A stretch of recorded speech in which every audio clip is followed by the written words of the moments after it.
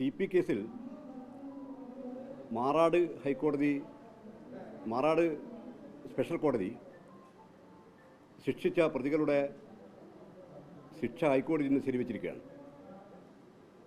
അതുമാത്രമല്ല,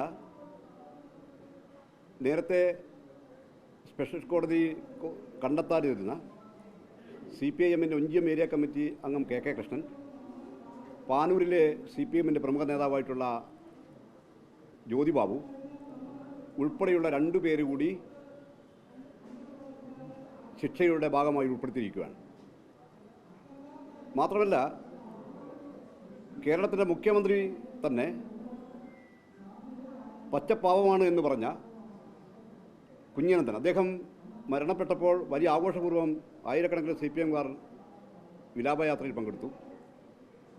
ആ കുഞ്ഞനന്തൻ ഉൾപ്പെടെ ഈ ശിക്ഷയുടെ ഭാഗമായി മാറിയിരിക്കുകയാണ്. ഈ വിധിയെ RMBI സ്വാഗതം ചെയ്യുകയാണ്.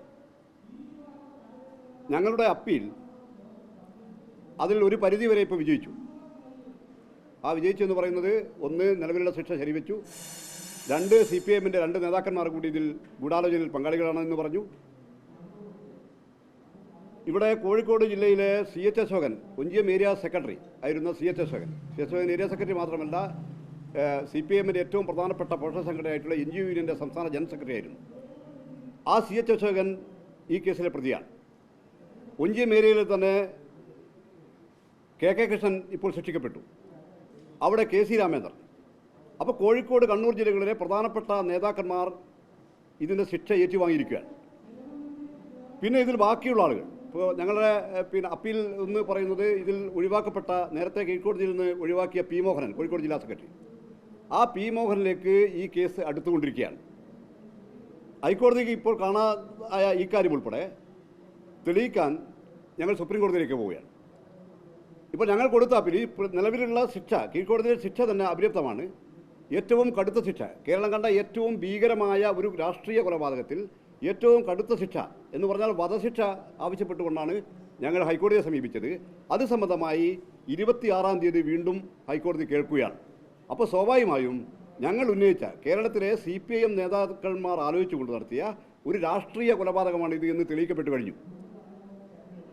ഇവിടെ CPM ചെയ്യേണ്ടത് ധാർമ്മികമായി ഇതിൻ്റെ ഉത്തരവാദിത്തം ഏറ്റെടുത്ത്, കാരണം CPM ലീഡർഷിപ്പിൻ്റെ ഗൂഢാലോചനയുടെ ഭാഗമായിട്ടാണ് ഈ കേസ് അല്ലെങ്കിൽ ഈ കൊലപാതകം നടന്നത് എന്നുള്ള അംഗീകരിക്കാനുള്ള മാന്യത CPM-ൻ്റെ കേരള നേതൃത്വം തയ്യാറാകണം. അത് ഈ കേരളത്തിലെ ജനങ്ങളോട് ഏറ്റുപറഞ്ഞുകൊണ്ട് മാപ്പ് പറയാൻ വേണ്ടി CPM നേതൃത്വം തയ്യാറാകണം.